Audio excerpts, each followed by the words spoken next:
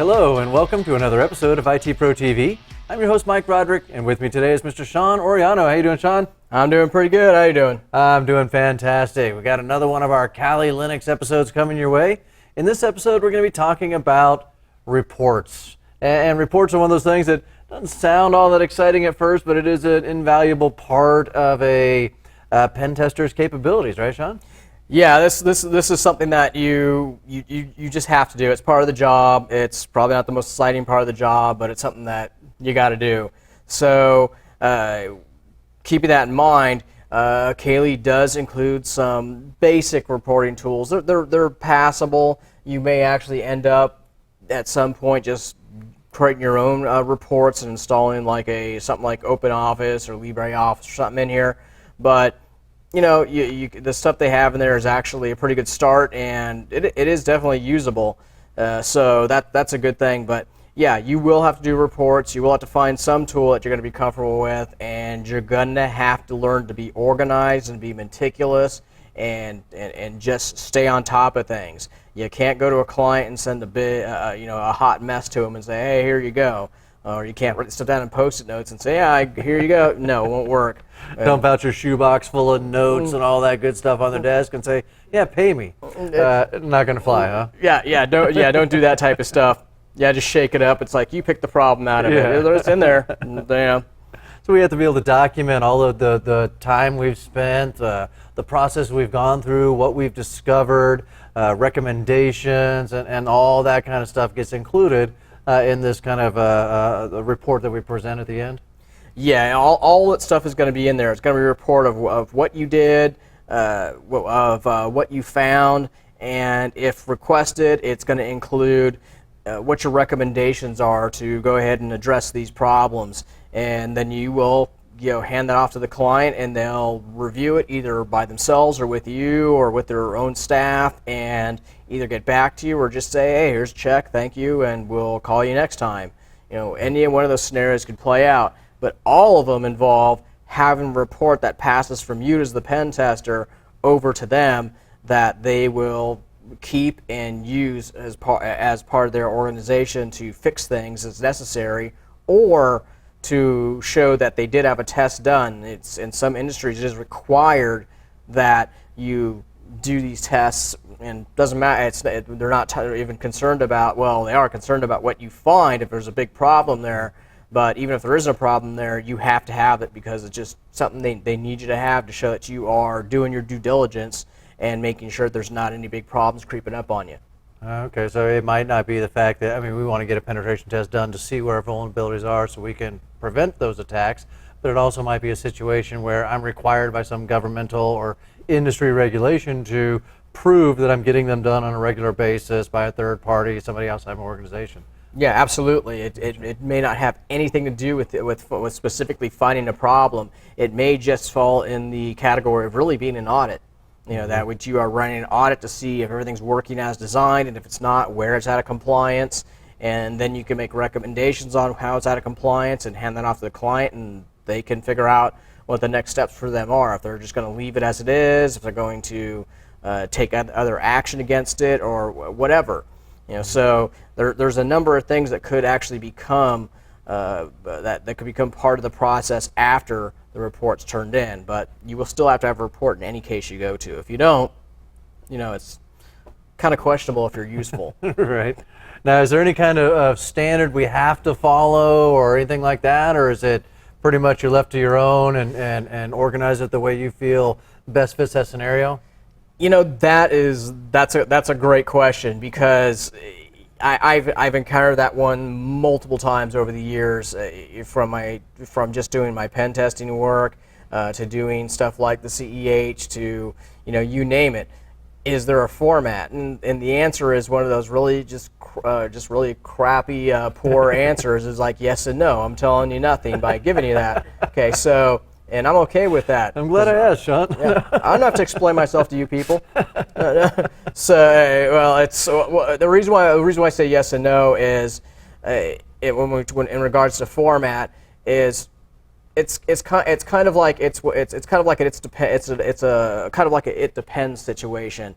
If it's just a client that wants one done and they're not regulated anyway, then it may be that you just are able, you just have to, you're able to make your own decisions and put it in a format that's understandable. If that's the case, typically you put a summary and you put, what the goals of the test were, and then start going through and saying, what you found, and do kind of like an executive summary type deal. And in my case, I'll do that executive summary and explain stuff in as non-technical, nasty stuff as I can, and then I'll attach report all the stuff, the more technical, in-depth information as an attachment or appendix to that document, with the idea being whoever's ordering that test may be showing it to a board of directors or something like that, and they don't want to see all that technical jargon or anything else like that, so they see right up front something that's nice and easy to read, hopefully, and they can process. If they do want to dive into the technical data, it is there too. Okay, that's one way I formatted it when I don't have a requirement to put it in a specific format. Now, if it's changed to a situation where you do need to put stuff in a specific format, then what happens is if that industry is regulated, typically your client's going to tell you that there's a format you have to follow, or you will do your due diligence and find the correct template to put stuff in. If it's a PCI, HIPAA, SARBOX, whatever based audit, they may very well have sample reports and things like that you can use for templates to build your own report to be in compliance with their standards. So that's kind of where the it depends or yes and no scenario comes in. What's the reason for doing the test, and what's the environment for the test? If it's just it's a non-regulated business and they just want to have the test done to make sure everything's in compliance, then hey, okay, let's just go ahead and do one. I'll do the tests and I'll use a rough format, a generic type format for it, and hand it to you. Mm-hmm. But if it's one of these other ones, then I will put it in a specific format. But just make sure if you're doing the one that you don't have a template for or don't require one, make sure that you are still providing full and complete information, and it's something that is easy to follow. I would actually even consider putting together a internal template yourself if you're going to do this, that you can use for these specific situations where you can just have it ready and drop the stuff in and be ready to go. I suggest that because not only does it save you time later on when you are writing the report, you don't have to think of a template.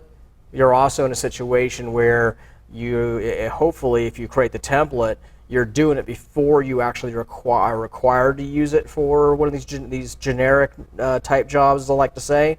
You can think about it and really kind of plan things out instead of being in a rush to kind of just jam things together. You can really be careful and arrange stuff and all that to make sure that what you need is there and it's in a good format to make it easy for them to digest. So a little prior planning can make it a little more professional, make sure I'm not forgetting or missing anything. Absolutely. And things like that. All right, so now Callie has brought all kinds of tools to bear throughout this entire series. We've seen every step of the way. Callie's got a choice of tools, not just one or two that'll do the job, but typically multiples. Probably no exception when it comes to reporting. Yeah, definitely. It's got a handful of tools that can help you with the documentation process. Some of them are, some of them are actually, pretty decent. Other ones you might actually kind of wonder if it's really useful to you. Mm-hmm. But when we zoom in on here, okay, when we take a look at them, you can see I have my reporting tools menu, mm-hmm. and I have 3 sections here: documentation, evidence management, and media capture. Now, the documentation one on the top, it's got 2 things. It's got DRADIS and it's got KeepNote. They are both fairly generic in the way they do reports, but they are able to do reports. Period.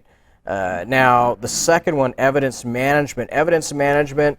This one is probably more useful for you if you are doing a forensic investigation, because the way they're treating this is they're telling you right there, evidence management. Evidence management means an incident or something happened, and you need to make sure that's collected in a certain way and preserved and documented.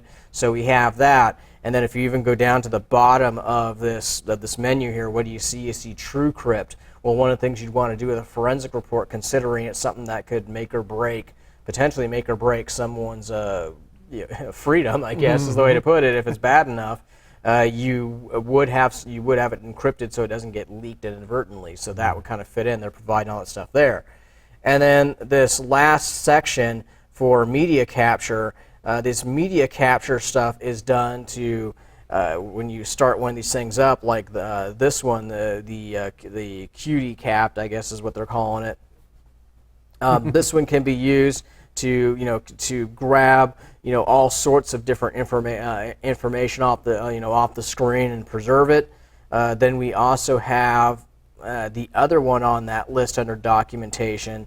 If we go down to the bottom here and we see reporting tools, you can see this record my desktop. Well, it tells you what it's doing. It's designed to take a snapshot of what's there.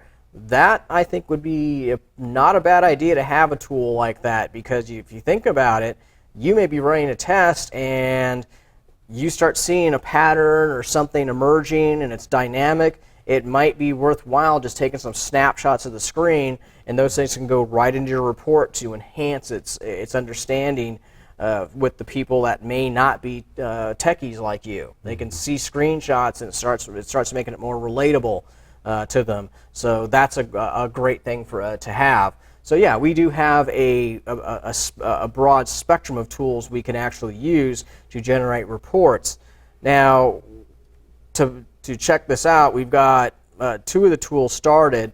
I have Dradis up here. What Dradis is you can see it's just something that when you go ahead and start it up. I pulled it right off the menu.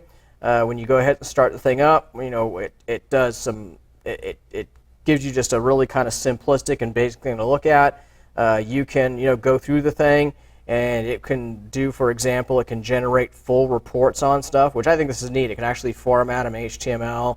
It can even export them out to a Word doc once you save this information. You can just do all sorts of little neat things, and you can tell it is a browser-based utility. So you can go in here and take your notes and everything right there inside of it, and be ready to go.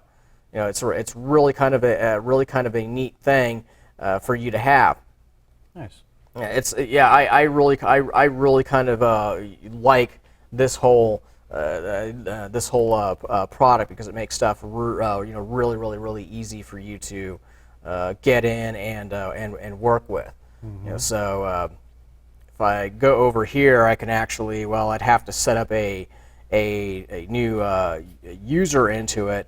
Well, let me just go ahead and put a new user in here of this product, and I'll go ahead and initialize that. And so, okay, I didn't say that. I put my password in. I forgot what where's my user name? Did I put my username in? Wait, go back to that for a second. I think I said to choose a username. Choose a username, yep, and then just type your password. All right, whatever. Let's see if it works for us. Oh, wait a minute. It likes to remember your passwords. I think I put that in. So there we go. All right. Nice. So it's got a pretty decent interface in here. You can see over on this side, what you do is you can actually start to lay out the different sections of your report and organize your data underneath it. You kind of got to really like the fact that you can do this. You can add notes and all underneath the stuff, and just start organizing your data in here. If I go over here and say add note, I can say I began the test. I'm not trying to be really really detailed and all with it here. So I've got started adding notes into this, and I can just start organizing my data right in here. I can drag and drop it underneath there, and I've got my whole report starting to just go ahead and get laid out. Much better than a legal pad or a 3-ring binder. I mean, you got it all right here, easy to manipulate, easy to organize, easy to prepare that report then. Yeah, I definitely, well, I would, somewhat agree with that because I don't know. I first of all, Still a pen and I'll paper admit, kind of guy. I'll admit my writing sucks. I have no business writing anything. Someone should actually take all the pens out of my house and burn them because that's how bad I am. But I still do think, even though I'm not really a pen and paper guy, but there's people in my situation who just aren't really good at their writing skills. And I mean actually, physically writing it, not obviously instead of bad at writing skills, they'd be like, yeah, we've seen your book. Hey, you bought it. I got royalties. I don't care. But in any case, I still find it valuable to keep one of those like small, those small notebooks with me, not the big the big ones in there. That's just clunky. I want something that I can quickly, if I get an IP address or something or whatever, I can quickly do it. It's much easier to do it and quicker to do it that way than have something like this. So Maybe come back and input your data later here or something if you needed to. yeah, I can use both those. I find that myself useful. I know some individuals that will use like a little recorder or cell phone, and they'll talk into it. I feel stupid doing it. I've never been able to talk into it. It's like, oh, and today, this is what I feel like. I'm just like really taking it too far. So I find it useful just to keep one of those small ones around and just put it in as part of put it in all my stuff as part of the test when I hand it off to the client. They have my raw notes too. Nice. So you don't have to do that. That's the way I find it to be easy for me. I even know people that will go through and get their cell phone and just tap the stuff on there. I find that's just I don't need to all that gadgets to do everything. So sometimes pen and paper does is a very useful thing to have. Nice. But anyway, that's Dradis. The other one we have is KeepNote. KeepNote, just to give you a peek at it, it's organized in a similar way. You can see the case over here on the left-hand side, and you can actually just go ahead and arrange nodes and stuff like that underneath it, just like we had in Dradis. It's not as pretty, but you can do the same type of thing and put your notes and all in this guy. And these are both included right with the product, so you don't have to do anything special really to get this. Something I also like mentioning with this is Dradis and this guy.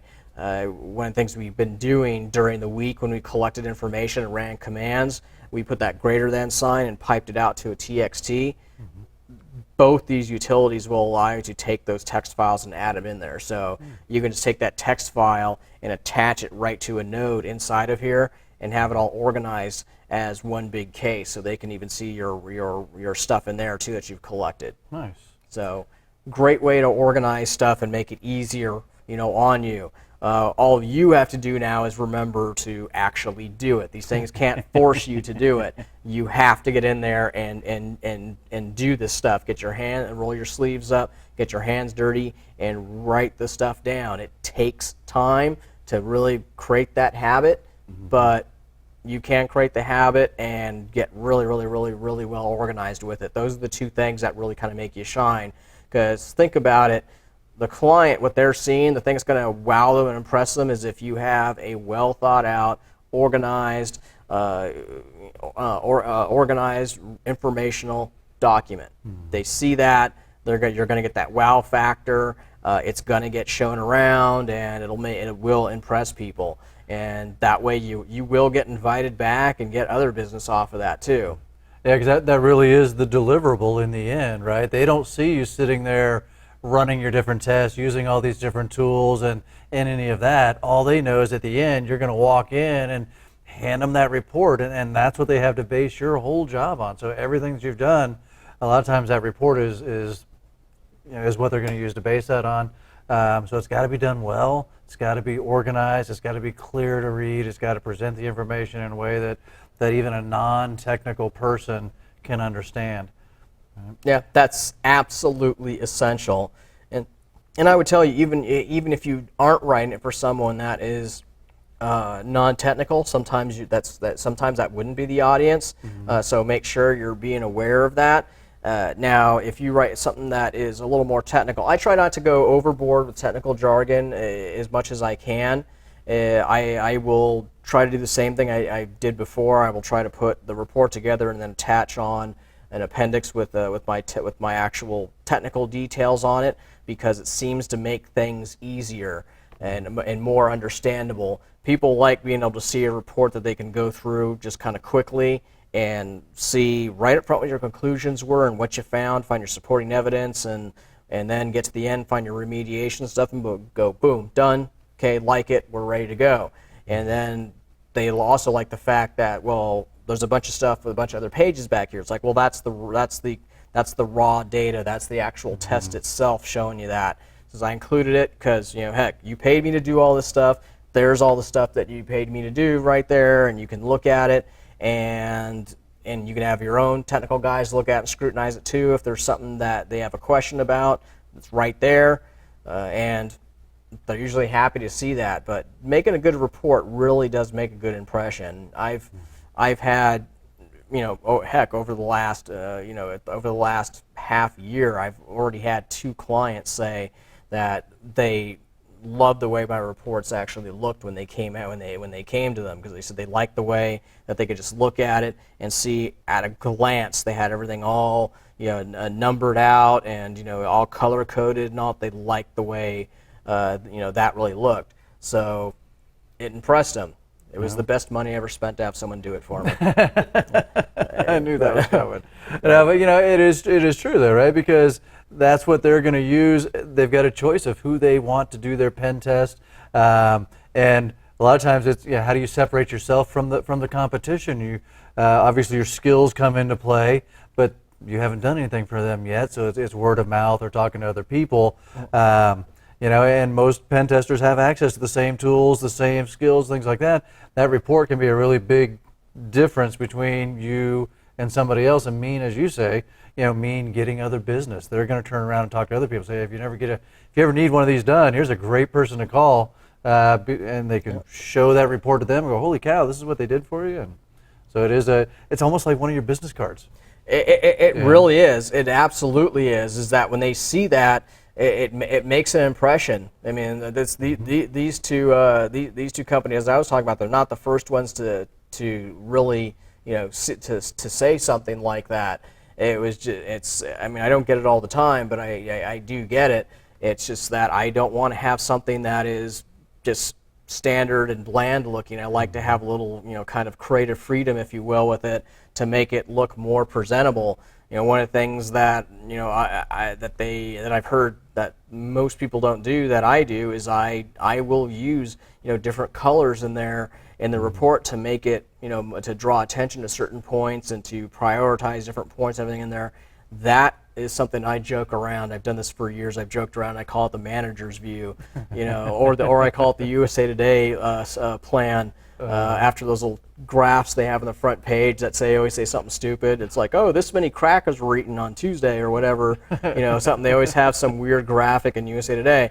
But I call it that because you look at these things. I try to kind of keep those graphs that they do in USA Today, as well as some of the way people react with different colors.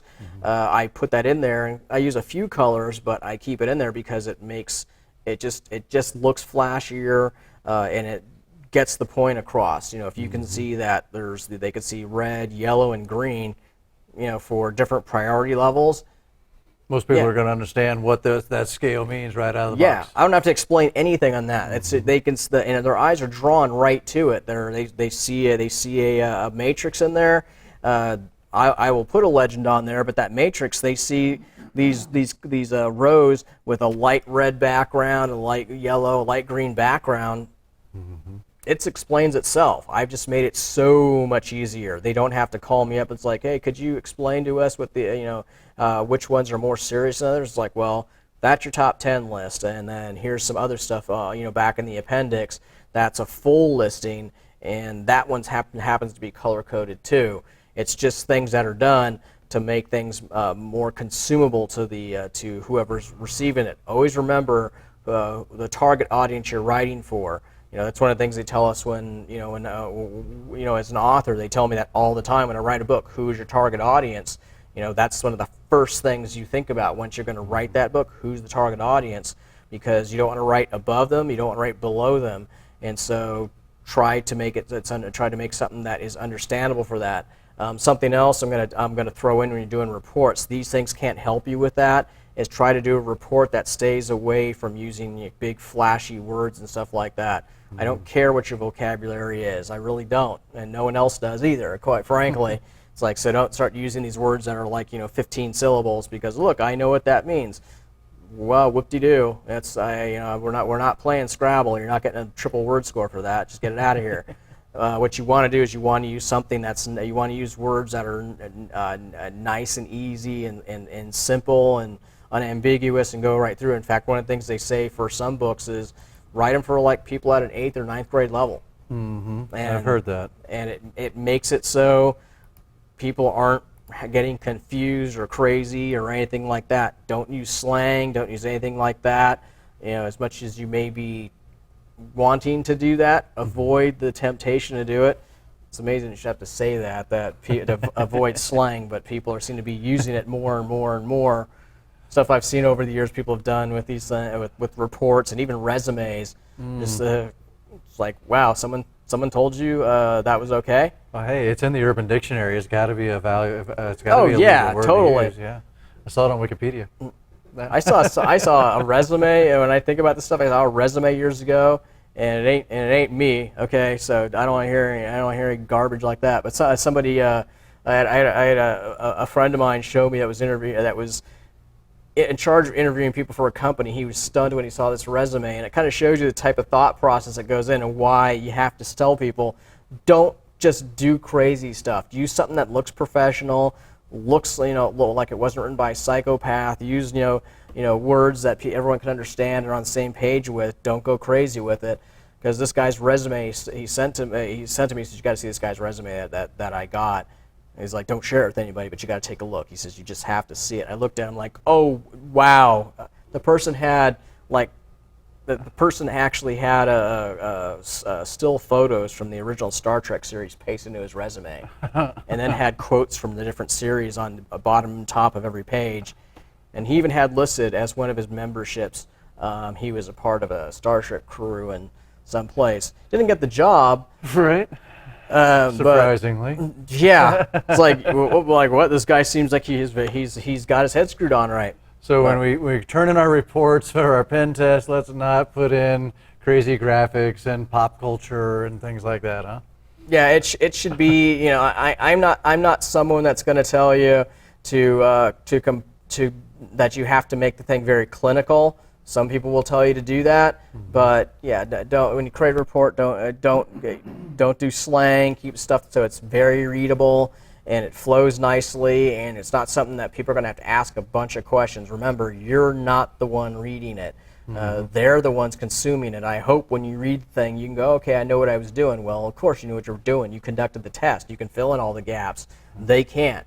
So avoid the jargon. If you find that you can't avoid the jargon, and I'm well aware that's the point, there's other little things that you can keep in mind.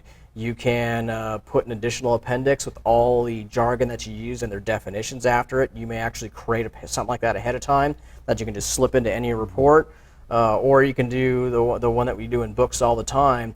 The first time you use a term, you put right after it what it means. Nice. That way, they encounter it the first time, they see what it means. From there on out, you just can put the term there because you already defined it once somewhere up earlier in the document. But the thing is, these tools won't help you do that. I'm emphasizing these points because while these tools won't help you do that, they will get you pretty far, but you still have to build in some of your own stuff to make it even look better and give that extra polish. Question for you then, what about the format? I don't mean the format like the layout, electronic versus printed. Do you have a preference there, or do your customers tend to prefer one or the other? Do you create a PDF, or do you print it out on physical paper and hand it to them? If I have the opportunity, I'll give them to them in both. I'll put it on a flash drive, and then I'll put a printed copy and stick it in an envelope and give them both. If that's what if that opportunity presents itself to do that. But a lot of times it's just, hey, I'll email it to you, the report, and I'm done, and they'll print it out and circulate it.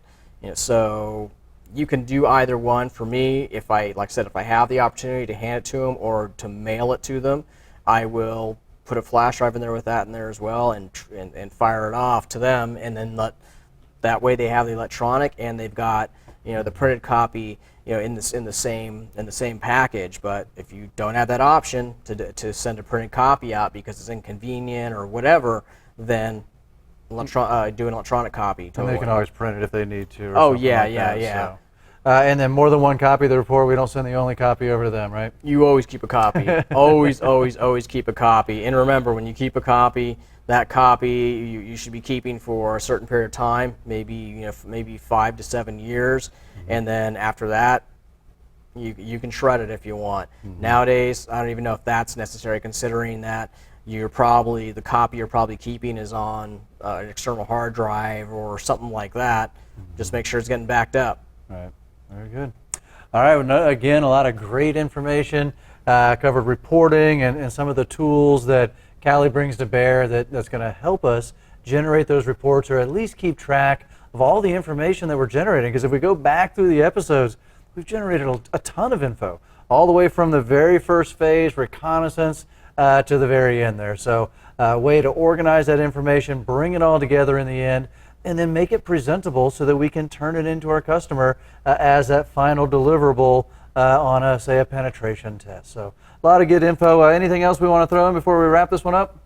All right, well, practice, practice, practice, and start. And as far as reports go, if you're not someone that's not a good writer, you may want to start, practicing, a bit. Writing skills are one of those ones that there's a lot of issues there. I'm not going to say I'm the best writer out there, but it took me a while to get to a point where I could write books. I still got to depend on someone to go through and clean up my stuff and make sure it's actually flowing the right way, which totally understand it. Everyone has to have that. So be prepared. You may not have that as your safety net. So it's important that you get ready to really write those things, as well as be prepared to to reread those a few times to make sure you are getting across what you want. It's tough because when you reread those things and make sure you're getting across to the audience you're targeting it towards, you kind of got to go in there and turn off your brain as a pen tester and say, would it be understandable to the person that didn't do that test? So just a tip there: practice your writing skills. Get used to writing these things in a way that's easy to understand, makes sense, and then go on from there. Very good. All right. Well, ladies and gentlemen, we hope you enjoyed watching this episode. Signing off for IT Pro TV, I'm Mike Roderick. And I'm Sean Ariano. And we'll see you next time.